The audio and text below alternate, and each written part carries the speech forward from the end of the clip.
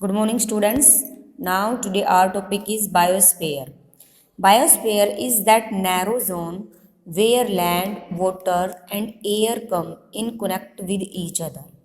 Biosphere makes Earth a unique planet as life exists only on biosphere.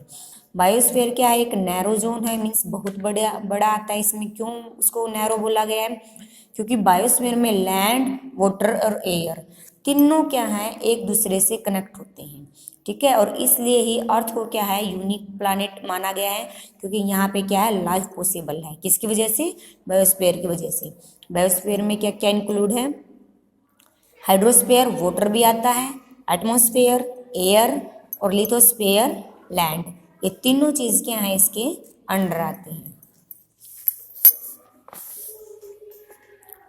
It is the part of the earth where all living beings exists, and it is the part of the earth where lithosphere, hydrosphere and atmosphere coexists. यह क्या है? अर्थ का part है जिसमें क्या है, living beings रहते हैं, लिविंग थिंग्स रखते हैं। ठीक है, मनुष्य, पशु पक्षी सभी रहते हैं। और इसमें क्या क्या इंक्लूड है? लिथोस्फीयर, हाइड्रोस्फीयर और atmosphere.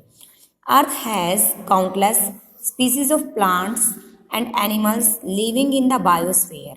Different varieties of plants and animals live in different parts of the earth depending upon the conditions in the part of biosphere. जो अर्थ है, हमारी अर्थ, उसमें क्या है, डिफरेंट डिफरेंट वेराइटीज़ के प्लांट्स भी हैं, एनिमल्स भी हैं।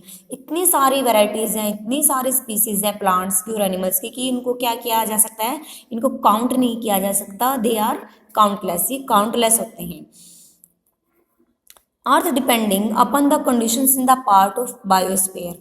अर्थ किस कंडीशंस है जो अर्थ की, वो किस पे डिपेंड करती है? बायोस्फीयर पे डिपेंड करते हैं। ये बायोस्फीयर का ही क्या है, एक पार्ट है। The biosphere has distinct zone और इकोसिस्टम। डिस्टिंक्ट जोन क्या होता है? इकोसिस्टम ही होता है, जैसे इको फ्रेंडली चीज होती है हमारी। Having their on climate, animals, plants in every ecosystem. Means अलग अलग जगह का अलग अलग इकोसिस्टम होता है। कहीं पे ज़्यादा, कहीं पे क्या होती है, ज़्यादा ठंड होती है, कहीं पे रेगिस्तान होता है, कहीं पे बर्फ़ पड़ी रही होती है। There is a very delicate balance between the physical environment. Example दिया है लैंड, वाटर एंड एयर। कहीं पे क्या है, लैंड ज़्यादा है, वाटर का एरिया कम है, कहीं पे वाटर का एरिया ज़्यादा है, लैंड कम है। And the biological environment, all the living beings, they are both interdependent. जो प्लांट्स और एनिमल्स पे कौन डिपेंडेंट है? मनुष्य डिपेंडेंट है। ये इंटरडिपेंडेंट है, एक दूसरे के बिना क्या है, जीवन यापन नहीं कर सकते हैं। If physical environment change, it will also change the animal and plant life. अगर फिजिकल एनवायरमेंट चेंज होता है तो क्या हो गया, एनिमल की लाइफ क्या हो जाएगी, चेंज हो जाएगी। प्लांट्स क्या हो जाएंगे, चेंज हो जाएंगे। जैसे आप ये लगा लो कि जो फिजिकल एनवायरमेंट और मनुष्य की जो लाइफ है वो एक दूसरे पे डिपेंड करती हैं। ठीक है, कैसे डिपेंड करती हैं? जैसे मान लो सर्दियाँ आ रही हैं तो सर्दियों में क्या करेंगे, हम वूलन क्लोथ्स डालेंगे। गर्मियाँ आ रही हैं तो हम विंटर वाले क्लोथ्स डालेंगे। तो इस तरह एक दूसरे से डिपेंडेंट है। इसी तरह से प्लांट्स वगैरह भी हैं। कुछ रीजन्स ऐसे होते हैं जहाँ पे प्लांट ग्रो करती हैं, कुछ रीजन्स ऐसे होते हैं जहाँ पे प्लांट कम ग्रो करते हैं। जिसे उन्होंने दिखाया गया है plants that grow in desert area. Desert area की यहाँ की क्लाइमेटिक कंडीशंस कैसी हैं? डेजर्ट एरिया है, बारिश बहुत कम है, बिल्कुल ना के बराबर है। तो यहाँ के पौधे कैसे होंगे? एकदम कांटेदार होंगे। Plants that grow in plain area, plain area के प्लांट्स क्या होंगे? एकदम हरे भरे होंगे, बहुत ज़्यादा होंगे, फल फूल रहे होंगे। ठीक है, तो ये किस पे डिपेंडेंट करते हैं? ये वहाँ की क्लाइमेटिक कंडीशंस पे डिपेंड करता है। The animals and birds in various parts of the world are different from each other because of the climatic condition. Aquatic life that exists in the river, water and lake are different to that in ocean and sea because of the different conditions. अब इन्होंने बोला है जो plants और birds की हैं उनकी भी लाइफ अलग अलग है। कैसे? जो एक्वेटिक लाइफ है, जो वाटर में रह रही हैं, जो एनिमल्स जो वाटर में रहते हैं, जो लेक में रहते हैं और जो ओशंस में रहते हैं इनकी कंडीशंस क्या है, बहुत ज़्यादा है। जैसे रिवर में थोड़ा कम पानी होगा, लेक में थोड़ा सा और ज़्यादा पानी होगा। रिवर बह रही होती है, लेक क्या है, ठहर रही होती है। सिचुएशंस की ये बहती नहीं है। ओशंस क्या, ओशंस बहुत बड़ी वाटर बॉडी है, ठीक है। तो इसमें जो एनिमल्स रहते हैं, जो एक्वेटिक लाइफ रहती है, वो इनकी कंपैरिजन में ओशंस में नहीं रह सकते। जो रिवर में रहते हैं ओशंस में नहीं रह सकते। जैसे आपने रिवर की फिश देखी होगी, एकदम स्मॉल स्मॉल होती हैं, और ओशन की फिश क्या होती हैं, एकदम बहुत बड़ी होती हैं। अब सॉरी, अब ये तो है नहीं कि जो ओशंस, जो शार्क वगैरह है वो रिवर में या लेक में आके रह जाएंगी, ठीक है। तो वहाँ की कंडीशंस पे डिपेंड करता है। A camel can not survive in polar region and a polar bear can not survive in a desert. ऐसे ही एनिमल्स हैं। जो कैमल है वो क्या है, पोलर रीजन में नहीं रह सकता, क्योंकि वहाँ बहुत ठंडा एरिया होता है। कैमल तो क्या कहाँ रहता है, डेजर्ट में रहता है, रेगिस्तान में रहता है। ऐसे जो पोलर बियर है, पोलर बियर कहाँ सर्वाइव करता है, पोलर बियर पोलर रीजन में सर्वाइव करता है। ये प्लेन एरियाज में या डेजर्ट के एरिया में सर्वाइव नहीं करेगा। Thus, a combinations of soil conditions, water availability, and atmospheric conditions like temperature decide the kind of life that can survive in any part of our planet. इस तरह soil की conditions भी depend करती है कि वहाँ की सोइल किस प्रकार की है, उसी के अकॉर्डिंग ही वहाँ पे क्या होंगे, पेड़ पौधे उगेंगे। टेम्परेचर के अकॉर्डिंग भी यस भी लाइफ क्या करेगी, पॉसिबल करेगी कि वहाँ पे किस तरह के पेड़ पौधे उगाए जाएंगे, किस तरह की एनिमल्स की लाइफ वहाँ पे सर्वाइव करेगी, ठीक है। ये बायोस्फीयर। नेक्स्ट है lithosphere. Lithosphere is solid outer layer और section out of the earth include crust and outermost mental.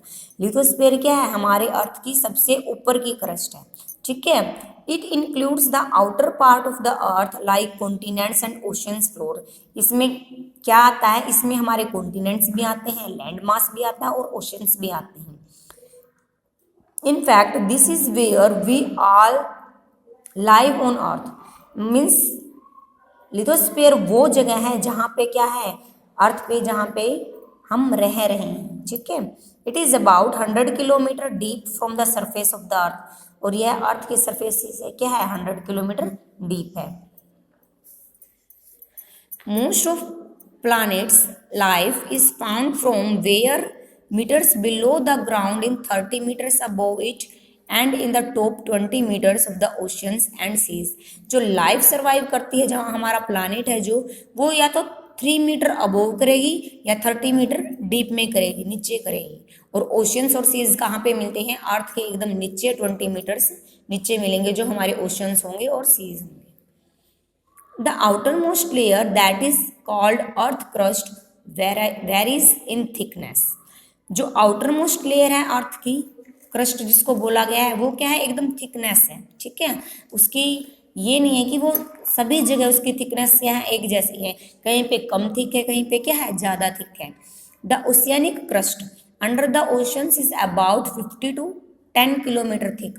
जो ओशियनिक क्रस्ट है वो कितनी थिक है, 5 to 10 किलोमीटर थिक है। The continent crust is about 35 kilometre under the continent and up to the 60 kilometre under some mountain range. कुछ continent crust क्या है, देखो ये भी क्या है, हमारी लिथोस्फीयर ही है, लिथोस्फीयर का पार्ट है। ओशियनिक क्रस्ट इन्होंने 5 to 10 किलोमीटर थिक बताया है, और कॉन्टिनेंट क्रस्ट क्या है, कहीं पे 35 किलोमीटर थिकनेस है इसकी, कहीं पे 60 किलोमीटर थिकनेस है, ठीक है। ये डिपेंड करता है कि कॉन्टिनेंट कैसा है, माउंटेन की रेंज किस तरह की है। The lithosphere include several landforms such as plains, mountains, valley, plateaus and ocean floor. Lithosphere में क्या क्या चीज़ें आती हैं, हमारा प्लेन एरिया आ जाता है, mountain, value, plateau and ocean floor. ये सारी चीज़ें किसके अंदर आती हैं, सारी चीज़ें अंडर आती हैं लिथोस्फीयर के। This variety of landforms is extremely important for our planet as it gives a variety of climatic conditions, supports different types of plants and animals and gives a variety of occupations to our people। अलग अलग तरह का area है, कहीं पे mountain है, कहीं पे वाटर बॉडी ज़्यादा है, कहीं पे प्लेन एरिया है। वहाँ की क्लाइमेटिक कंडीशंस पे डिपेंड करता है कि वहाँ पे प्लांट्स ज़्यादा ग्रो करेंगे, एनिमल सर्वाइव कर सकते हैं कि नहीं कर सकते हैं, वहाँ के लोगों का ऑक्यूपेशंस क्या होगा, वो किस तरह का रोजगार करेंगे, वो प्लेन एरिया ज़्यादा है तो क्या करेंगे, वो खेती करेंगे, एग्रीकल्चर ज़्यादा करेंगे, ठीक है। For example the plains are extremely suitable for agriculture. इन्होंने बताया प्लेन एरिया किस चीज़ के लिए ज़्यादा सूटेबल है, एग्रीकल्चर के लिए ज़्यादा सूटेबल है। Whereas mountain experiencing heavy snowfall, जहाँ माउंटेन पे हम क्या देखने को मिलता है, हमें हैवी स्नोफॉल देखने को मिलती है, बहुत ज़्यादा बर्फ गिरती है वहाँ पे। Provide us with water through river, जो हमें का माउंटेन से हमें क्या मिलता है, वाटर मिलता है, तभी स्नो क्या है, बहना शुरू कर देती है, टेम्परेचर इसका एकदम हाई हो जाता है, स्नो बहना शुरू कर देती है और ये किस चीज़ का रूप ले लेती है, रिवर का रूप ले लेती है, ठीक है। ये हमारा बायोस्फीयर और लिथोस्फीयर। नेक्स्ट है continent. Continents are the large land mass separated by expanses of water. Continent को और वाटर बॉडीज को अलग अलग किया गया है, ठीक है। कॉन्टिनेंट क्या है, एक लार्ज लैंड मास है।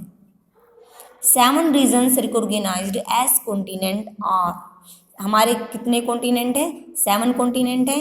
Asia, Africa, North America, South America, Antarctica, Europe and Australia. देखो यहाँ पे दिखाया गया है, जो ये वाला पार्ट है लाइट पिंक कलर का पार्ट है, ये हमारा क्या है, एशिया है। ग्रीन जो पार्ट दिखाया गया है यूरोप, येलो अफ्रीका, यहाँ पे ऑस्ट्रेलिया, नॉर्थ अमेरिका, ये अमेरिका एक ही है, ये इतना बड़ा है कि इसको डिवाइड कर दिया गया है north America and south America. ये नॉर्थ में है तो नॉर्थ अमेरिका, और ये यहाँ पे है साउथ अमेरिका, और ये क्या है हमारा अंटार्कटिका। ये क्या है, 7 कॉन्टिनेंट है, ठीक है। आपको लर्न करने होंगे ये वर्ल्ड मैप में 7 कॉन्टिनेंट कहाँ कहाँ पे दिखाए गए हैं। Asia, Europe, Africa, Australia, north America, South America और Antarctica. However, many of the 7 continents are not landmass separated by water. जो सारे कॉन्टिनेंट है वो लैंड मास नहीं है, कुछ क्या है वाटर बॉडी के रूप में भी हैं, जैसे अंटार्कटिका क्या है, एक वाटर बॉडी के रूप में है, ठीक है।